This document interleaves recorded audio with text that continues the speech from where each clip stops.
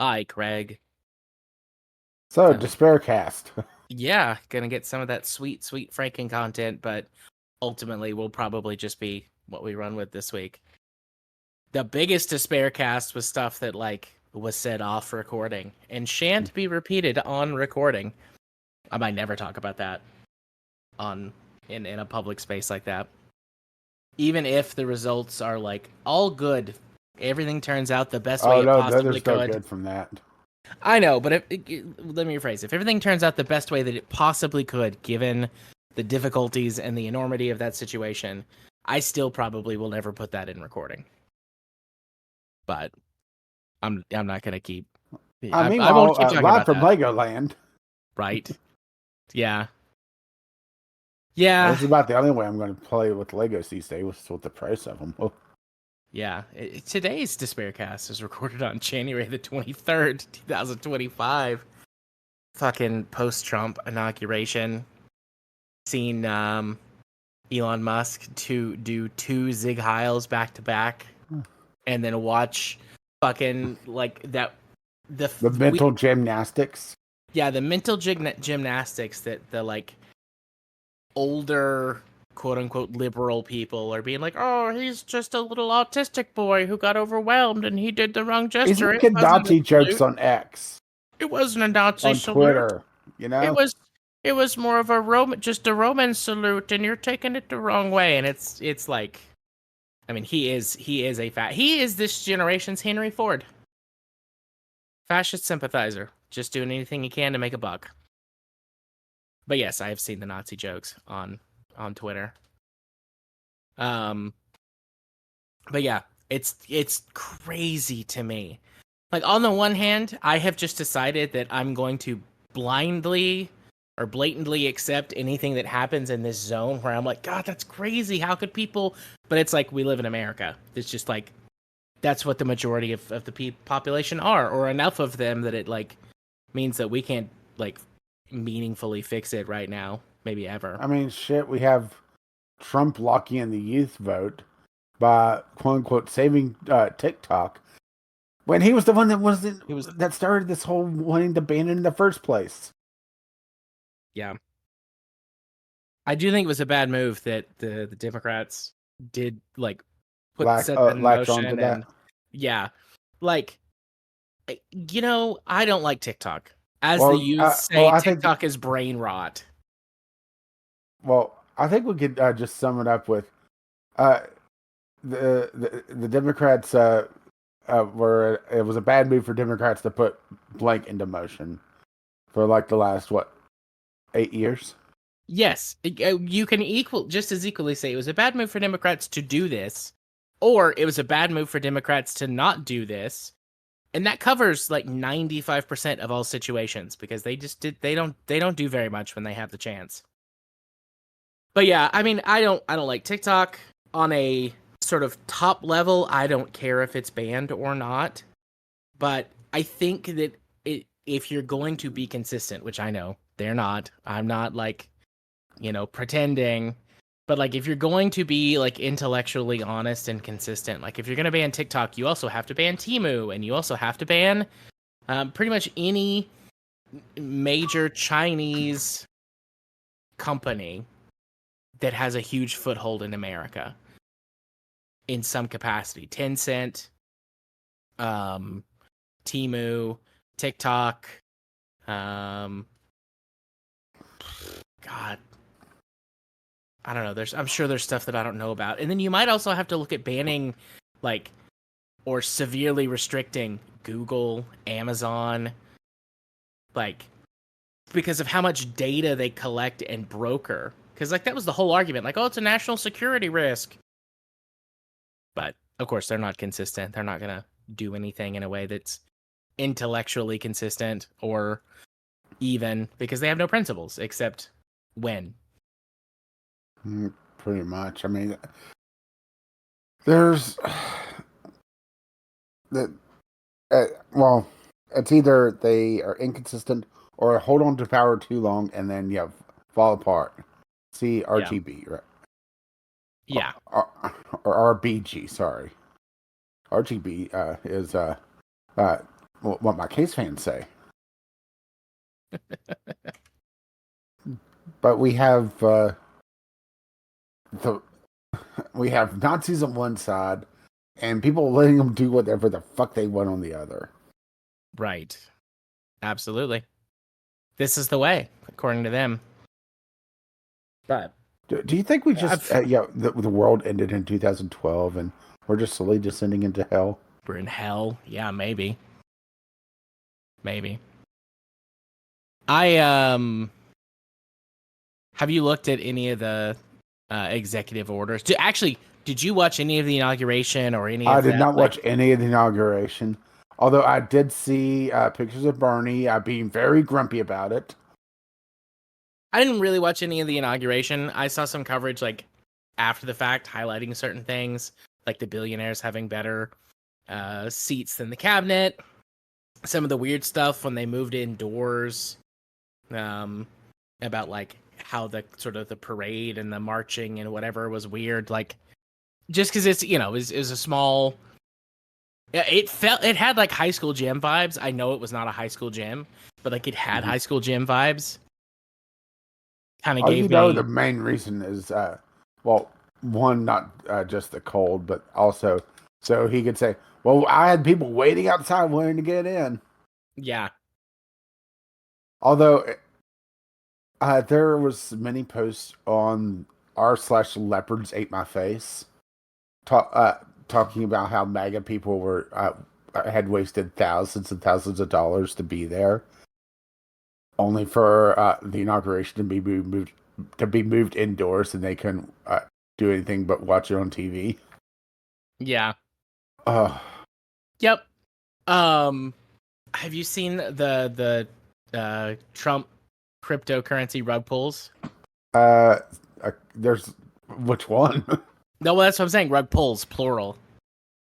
Because there's the two official ones from, the man himself and his wife, how that they basically undermined each other and effectively, have stolen money from people. Because crypto, like most crypto coins and NFTs, like it's all, scams and bullshit, anyways, right? Mm-hmm. And so how that those two undercut it's each other. It's basically scammers scamming other scammers, so it's beautiful. Yep, and then somebody created a Baron Trump coin, and it was not associated or affiliated with him. It was just a straight up scam. I guess more of a scam. I mean, they're all straight up scams. I was about more to say, of a scam. How's that different again? More of a scam. It's like scam squared. Once again, how's that different from anything else Trump touches? I'm failing to see the difference. It's like the two pictures, and they're the same picture thing. Yeah, no, you're right. You're right. But yeah. And then the executive orders, like I've only seen a brief listing. I mean, there's like 100 of them, and he did some of them in a fucking stadium. Yeah. I saw the Daily Show do a clip on him removing us from the World Health Organization. How fucking excited he was for that one. Yep, there was that. And that one, I don't get why. Why he removed us from the WHO? Yeah. Oh yeah, no, I don't know why either. Other than it made him look, maybe it's just revenge because the WHO made him look bad because COVID. Shit, the fact that how many people died during the COVID pandemic, he lost the presidency because of it, and now he's fucking back. Yeah. If this was some sort of movie, this would be panned as fucking unrealistic. Yep. Unrealistic, terrible, useless. Once again, we're still talking about Trump, right? Yeah. Yeah. But so there's that executive order, and then trying to rename the Gulf of Mexico, or declaring that the Gulf of Mexico would be the Gulf of America, which, of course, that's not how that works, but those dipshits ate it up like candy. I don't get why that either. declaring that there were only two genders. No, that one's hilarious. Why is that one hilarious? Because of the way it's worded, they basically said everybody in the United States is female. Oh, I did not notice that. Okay, so this was highlighted quite a few times. The way the executive order is worded, it's at conception. Oh, yeah. Nice. I did not notice that. I tried to ignore the executive orders best I could because I wanted to keep some sanity, but this was clowned on constantly. As it should be. So, for those who don't know, at conception, all humans are female, and it's not till about 6 weeks that the X chromosome kicks in, and female reproductive organs start morphing into male reproductive organs. I'm not sure on the timeline, but yes, that is correct on how conception and then fetal development works. And also the way they worded it, they said the small and the big reproductive cells, which I guess technically is correct, but at the same time feels like Trump trying to come up with a Trump speak describing something. Well, you got the big reproductive cell and the. Actually, no, he wouldn't say reproductive. That's too big a word for him. Yep. You'd have the bigly cell and the littly cell. Like my hands. Oh, wait. That's a couple of the other ones. Oh, the military stuff that's gonna like hurt recruitment and retention. Shutting down a whole bunch of stuff. People trying to, or that were about the to DEI immigrate. stuff. All the DEI stuff. Immediately declaring that all federal workers had to return to full-time in-office work, effective immediately. Pretty much a hiring freeze for all federal work, federal agencies, because the Department of Efficiency. Yeah. Which that one also has popped up quite a few times on Leopard Take My Face. That's such a good subreddit. Yes, I have been spending a decent amount of time there. That and boomers being fools. Oh, I haven't seen that subreddit. Gonna have to go over I've there. never linked you boomers being fools. If you have, I don't remember it. But I feel like I would remember that and stick to it. Let me enlighten you to boomers being fools. Okay. Okay, so as I wait for it to load up. Dad is quitting his job because Trump is going to double Social Security benefits.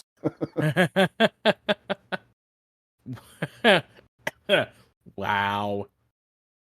That's not gonna work at all. That's not gonna happen. Let's see. Another one. Paranoid boomer booby traps his driveway. That checks out. My boomer boss just learned tariffs applied to him and he's mad. Yeah. Let me send you this so you can go through it a little bit too. This has been, one of my main sources of Schadenfreude. See, rotten to the core mother-in-law. My wife's uncle had it. This has 2,900 upvotes. My wife's uncle had a stroke over the weekend. Luckily, it's a mild one, and he seems to be recovering fine. He's a good dude, sweet person, loves animals, and overall calm person. He's also a Navy vet and very much apolitical lefty. After the news of the stroke came out, my boomer MAGA dipshit mother-in-law, his sister, thought it'd be hilarious to text him, "I didn't think you'd have an actual stroke over Trump." Father-in-law talked her out of it, which is bizarre considering we always thought he lacked emotional intelligence. So she didn't send the text, but she thought it was so hilarious that she told everyone about it. Your brother could have been on his deathbed, and your response is, "Lol, Trump won." What the ever-living fuck is wrong with these people? So many things. So many things. And it's not just all politics. I mean, a lot of it lately is because, right? Yeah. Oh, this one. Let the boomers enjoy their president. Breaking news. Trump raises prescription drug costs by as much as 4,200%. Just reversed all the cost caps Biden negotiated for anyone on Medicare or Medicaid, over 120 million Americans. Yep. That was another one of the executive orders rescinding. Actually, I think they was all within the same executive order, rescinding all of the good things that had been done. Okay, here's a non-political one. I had to get back a couple days for it. Okay. Boomer writes, confirm ID on credit card. Sid doesn't have ID, yells at postal clerk. I mean, I believe that 100%. Just got back from the post office, picked up a dash cam because I think it's going to be a brutal 4 years. Okay, so maybe a little bit of politics. That reminds me, I need to install my dash cam. I need to get a dash cam. The boomer blue hair in front of me was buying a ton of stamps, like $300 worth of stamps. She whipped out her credit card, and it happened just like the title. Postal clerk says, I need to see your ID because that's what it says on the card. Boomer says, it's okay, you don't have to. Clerk, I'm required to validate your signature. I cannot process this transaction unless I see your driver's license. Boomer raising voice. Well, I don't have it on me. Clerk, you don't carry your license with you? Boomer now yelling, I just told you it's okay. Clerk, I'm not allowed to accept that. I need to see your ID unless you have another credit card that doesn't have Sid on it. After about 3 minutes of this, he mentioned me to over for my package pickup. Boomer still suing when I left. My guess, she was trying to play with a card which doesn't belong to her, a younger relative perhaps. That's hilarious. Right? Yeah. Yeah. In non-politics, non-whatever, but still kind of slightly apocalyptic, I've been playing a lot of Project Zomboid. It's been helping me deal with the stress of my other things. But like I've put together like a little mission for myself. Because I played Zomboid a decent amount, and Build 42 isn't like still unstable, but supposedly the stable release is coming soon. So I started a big run in Build 41. My goal being to find the rest of the lore that I know exists in the game, but have never looked up anywhere else. Because like I know I could go on the wiki. and look up stuff, but I don't want to do that. I kind of want to discover it organically. And I've always like wanted to go to the military base and the lab and find the stuff that I've seen other players talk about that's there, like some journals and books and videotapes that like give more information about like sort of the background of the world. So I put together this character that like kind of makes sense for her starting build. She's like she was in the National Guard. Like she had served in Desert Storm and then was in the Guard, and she was reactivated right at the start of the event, the Knox County event. And she found herself separated from her convoy because they were attacked by zombies, and come to find out like she's immune from the airborne strain, which is like all of the player characters are immune from the airborne strain of the virus. And she thinks that there's a cure, and because she's lived here her whole life and was in the military, she knows that there's the military base and has heard rumors about the science lab, and she thinks if she finds them, she can find the cure. Which there's no cure. Like I know that there's no cure in without using mods. But you know, that's kind of the character motivation. But I love that. I love games that like allow me to create sort of my own like emergent story. Zomboid is one that does it very well. And there's lots of games that do emergent gameplay and storytelling and stuff, but like there's not very many games that I have personally played where I can say, okay, this is like my character that I'm going to roleplay in this specific way. And the game just gives you all the tools to do it and says, yeah, okay, have fun. Right? Yeah. There was one I got over Christmas. His cubeness sent it to me. I'm heading over to make sure I have the name of it right. Eternal League of Nephria. Okay. It's a roguelike RPG, adventure, survival, crafting, home building game. It's still in early access, so yeah, a long ways to go.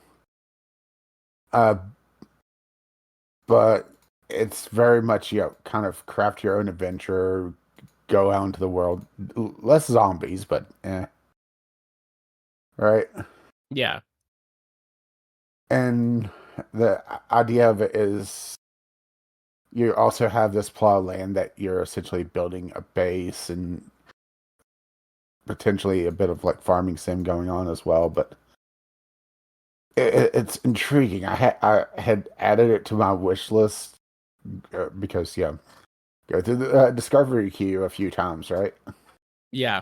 And his cuteness, so I added it recently, so sent it off to me. I've played it a bit. I need to really the opening of it, either I'm doing something wrong or the tutorials aren't as exact as they need to be. Mm-hmm. Or I just need to start over again and with a clearer mind because right. Yeah. And really start picking at it because there's quite a few roguelites roguelikes that's popped up that's has the makings of an open world adventure game. Yeah. This is one Caves of Quid that you sent Caves me. of Cud. Yeah. Cud. At least that's how I've heard it pronounced. Yeah. Caves of Cud is another one, and Dwarf Fortress just put their adventure mode on the Steam version. So there's a third one. But Ellen is a bit more graphically understandable. It's not full on rogue, where everything is ASCII characters are very like 1980s video game. It looks more like a late 90s like almost like SNES adventure game, Yeah. Which graphics aren't everything. As a matter of fact, they're one of the, as long as it's understandable and not horrendous. Mm-hmm. Or how about this? As long as it's cohesive, Yeah. Then graphics aren't very important as compared to gameplay, but having a game that is more understandable to the untrained eye is a little bit easier to get into, Yeah. So that's one I need to get on again, and obviously try out Project Zomboid again after bouncing hard off Terra and Invicta. Oh, yeah. I mean, we're not doing an official thing. Do you want to talk about Terra Invicta, or do you want to save that for the next? Let's save that for the next one. That way we also have some news articles to pad it out, because I don't imagine we'll be talking about that long. Yeah.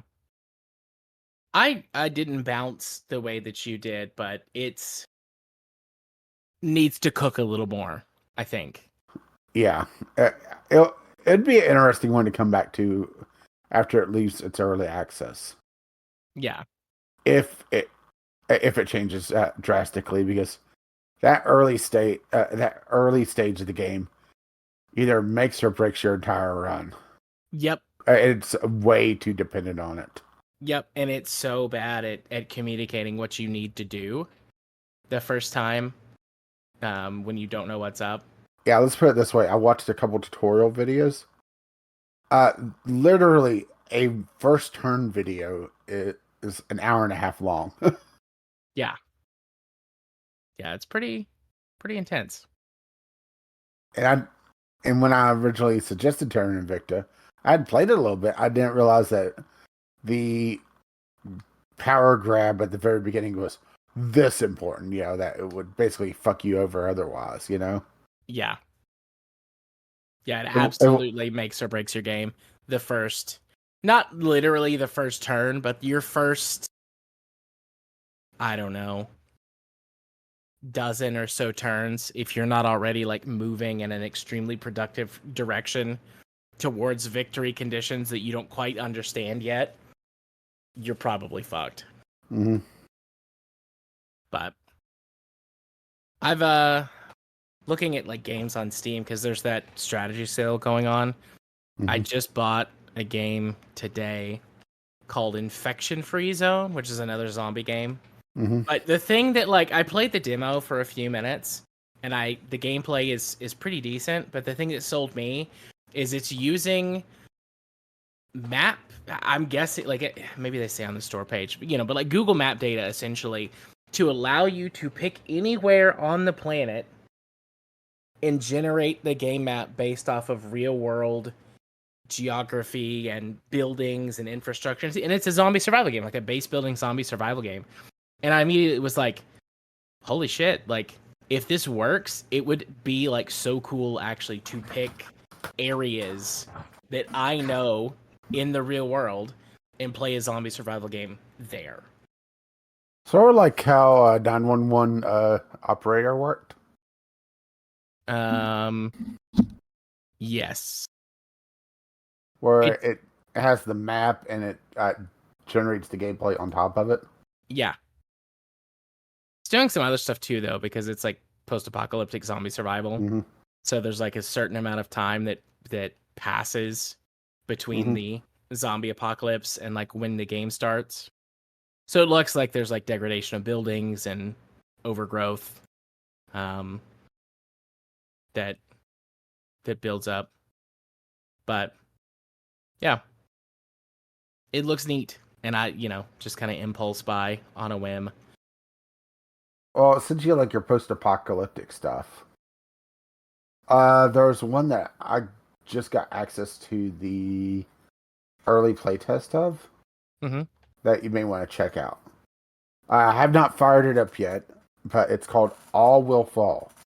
It's a post-apocalyptic city builder. Yeah. I've seen this. There's a YouTuber I watch who. Well, they're accepting invites to the playtest on Steam. How long does the playtest last for? I have no idea. Cool. Well, I just went there and quested. Yeah, so the entire idea is it's all physics-based on this floating city, so that if you build things a little wonkily, things can fall apart. Yeah. Yeah, it looks neat. The YouTuber is Ambiguous Amphibian. Mm-hmm. And he does all kinds of stuff. Project Zomboid, City Skylines, RimWorld, like, bunch of different stuff. Mm-hmm. And he played it. And I was like, oh, that looks neat. I should go request access to the build. And then I didn't do that. Because I went and did something else instead and got distracted. Well, it's a tiny build published game, which I don't love all their games, but they're usually pretty good about a level of polish. Yeah. Like they published a Despot's game, which I found a little bit grindy, but I appreciated, Despot's game. That was Is that the one where you're the robot overlord? Yeah. Okay, yeah. They produced Tinykin, which is a Pikmin-like game, which I thought did some very interesting things with the world design, but I wasn't terribly wild for it. Yeah. Let's see. They have they produced I Am Future, which was the cozy apocalypse survival game that, once again, did some interesting things, and I appreciated the game, but it just wasn't for me. That was the one that just felt like it was going nowhere Yeah. on the demo, which could also be the case of a bad demo. Yeah, it could be. Well, Tiny Build usually has at least interesting ideas, you know? Yeah. They did not for broadcast. A new political party has won a landslide in the general election. And now, for some reason, the editor at the news station you work at has done a runner. Now it's up to you, the janitor. Take over the editing booth in this tumultuous time. Will you help the government or stand in their way? Boy, that feels a little on the nose nowadays. Very much on the nose. Yes, indeed. Graveyard Keeper, Final Station, Cluster Truck, Speedrunners, Fight Club. Now I'm just browsing through Steam. I played Balatro a little bit more. Oh, I got a game. Digital Crack. Yeah. Somebody gave me a game called Icarus, which I've installed but I haven't played yet. It's some kind of like sci-fi survival crafting game where it's like I think again, I haven't really looked into this at all. I think you crash land on a planet and then you're like supposed to like survive and build things. One of my tabletop friends saw it and was like, "Oh, I think you'd like this game, Jared." And I was like, oh, "Okay, sounds good to me, I guess." Woo. I do like free games. Free stuff is always fun. Actually, that's not true. There are free things that are not fun. I gotta admit, it feels a little weird going back to Forza Horizon 4. Why? Just the different like tone of the game. Well, also, going in and playing the DLC now since they were delisting the DLC. I went and just bought the complete pack. Yeah. And going through the Legoland that I never did when we were originally playing it because I was a cheap ass. Yeah. Well, not so much a cheap ass. It's just really couldn't afford it at the time, and maybe a bit of a cheap ass. I mean, I liked the Legoland DLC. I like that one more than the whatever, the Treasure Island or whatever. Well, I haven't even touched the Treasure Island yet. Like Treasure Island wasn't bad, but I like the Legoland DC way more, or DLC. It's just a lot more fun. Mm-hmm. And weirdly, like it kind of like with the Hot Wheels DLC for Horizon 5, like the ridiculousness of it works so well for the concept of Forza Horizon. Mm-hmm. That like it just seems like better to me, like more special to me. Yeah, I think the Hot Wheels DLC for 5 I don't find as fun because there's not as much element of exploration with it. Yeah, it's literally on track racing, right? Yeah. Which for what it is makes sense, but is not as good in some ways also. Mm-hmm. I mean, it's not a bad DLC. It's not a bad experience, but at the same time, having the ability to just go around and explore, Yeah. Now that's not to say there isn't areas where you could explore in the game because there's like floating islands, but it's. I think part of it is just where it's all Hot Wheels track. Mm-hmm. It feels very samey. It's hard to be excited for another plastic road, right? Yeah. And Legoland, even though that map was relatively speaking tiny, there's so many areas there and still plenty of stuff that you can explore. Yeah, like I'm just now going around and grabbing all the roads. And the progression feels a little bit more, or a bit better, where you're building up your master work house, Yeah, your master builder house, I think, master builder. Mm-hmm. And also, there's actually traffic on the roads instead of Hot Wheels, where it's kind of empty. Yeah. So, yeah, I don't know. I haven't played as many things. I haven't done as much stuff. I guess I've been playing Halo again with my kid. He had another like, let's play more Halo, Dad. So we have actually finished all of the Halo games included in the Master Chief Collection. We're doing the Halo 4 Spartan Ops, which were like sets of mini missions that were released when Halo 4 originally came out. They were released kind of episodically. I don't remember the like time frame for which they were released. I want to say it was like every couple of weeks there would be like a new set of 5 missions that would drop, and they were all like like within the same story. Like it was one story that was told, and I think there's 10 or 11 chapters, and each chapter has 5 missions, and then you get like a cutscene or 2 to explain some things and expand upon the story. We've been playing through those, and then once we finish that, we're gonna play Halo Wars 1 and 2, and then we're gonna play, I think it's Spartan Assault and Spartan Strike, which are like twin stick shooters. There were some rumors. I think that they were like quashed but there were some rumors at the beginning of the year that the Halo 5 was getting added to the Master Chief Collection. But I think ultimately we're just gonna wind up having to watch a Let's Play of Halo 5 because there's no local co-op. They got rid of local co-op with Halo 5. So even though I actually own Halo 5, we can't play it together. Although I guess he could play it. I mean, I've played it before, so I guess I could just let him play through it. And then we're gonna play Halo Infinity. Or Halo Infinite? Whatever. It's... Oh, he was talking shit the other night. We were playing Spartan Ops. And like we were having kind of a hard time where we were at. Like we kept getting killed over and over again. And we did eventually beat it, but like it took us a little while.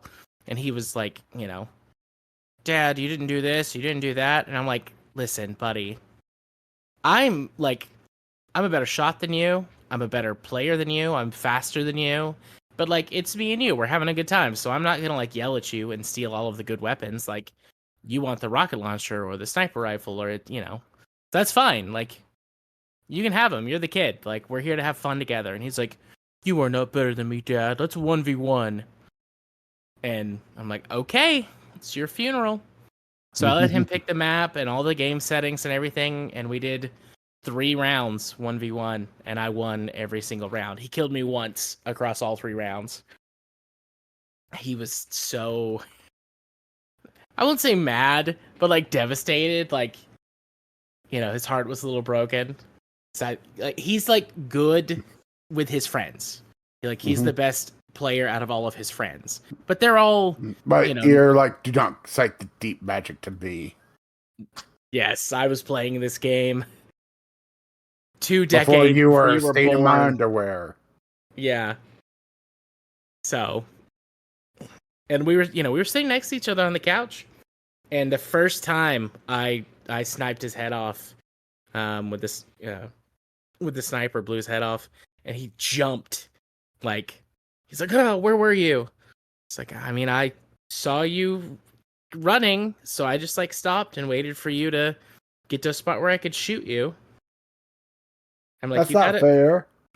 Like, you've got all this information, like you got your motion tracker, you've got your like armor abilities, you've got all these different weapons on the map, you've got vehicles. Like, if you pay attention, you can find me and you can fight back. I'm not hiding. Just like as soon as I saw your little red dot on the motion tracker, I started crouch walking so that I wouldn't show up, and then I figured out where you were going to come from, and then I just waited for you to come around the corner and I blew your brains out. He never said I was cheating, so that's good. But he's like, well, you're too quick. You're too fast. I don't even get a chance to do anything. I'm like, I know, that's one of the things I said that I was, bud. He's like, your aim's too good. Like, you shoot me in the head a bunch of times before I can even, like, get you back. I'm like, I know. That's what I was saying. It was good. Felt good. I can beat him there are games pretty soon that I'm not going to be able to beat him at. Like, yeah, I mentioned to you when I got back from Colorado, like, we'd played a decent amount of Fortnite while we were there. And, some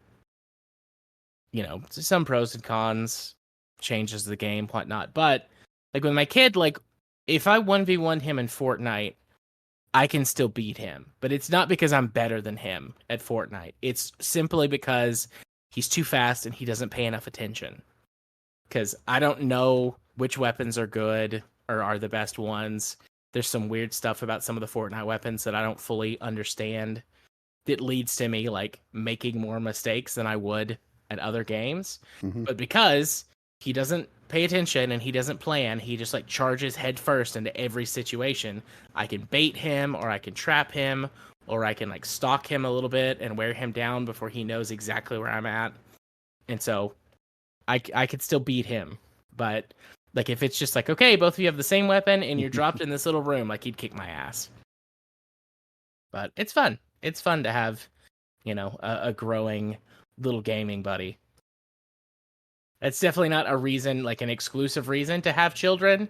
But, if you got one already, might as well enjoy the relationship. Meanwhile, Anita's still on Pokemon. Pokemans.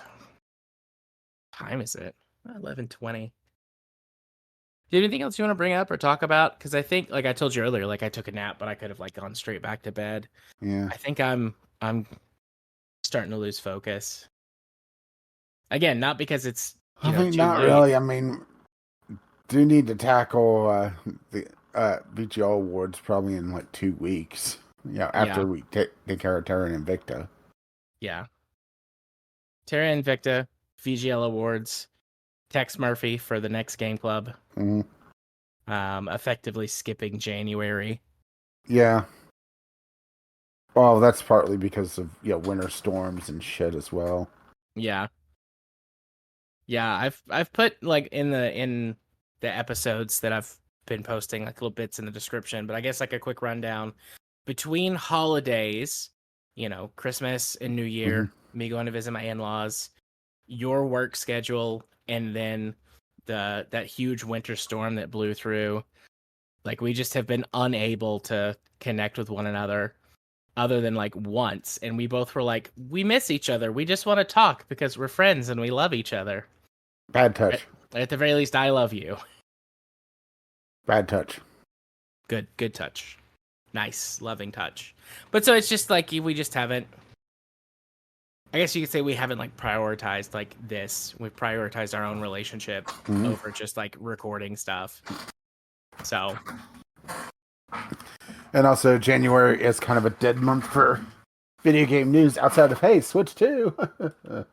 And really no info on it. Yeah, I was going to say, I don't really know much about the Switch 2. So I've seen... Basically, it's going to be bigger, more power. It's basically not quite the pro version of a Switch, but the pro version of a Switch. Yeah. Now, what's interesting is they're talking about backwards compatibility. At least for some games, so we'll see what they do with that, right? Yeah. But hey, maybe this will actually make Pokemon actually run properly.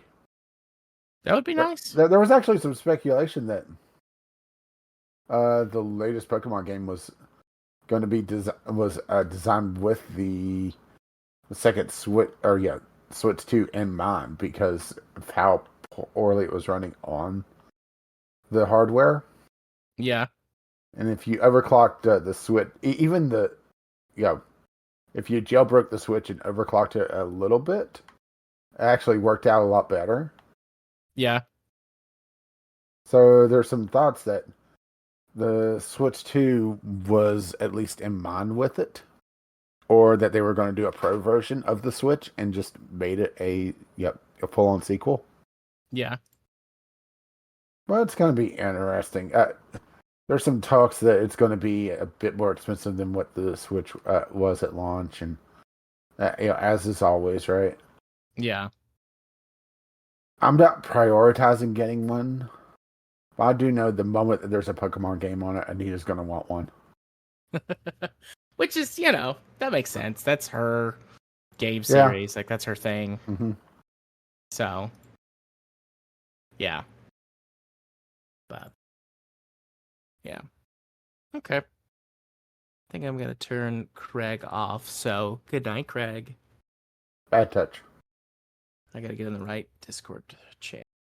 Mwah.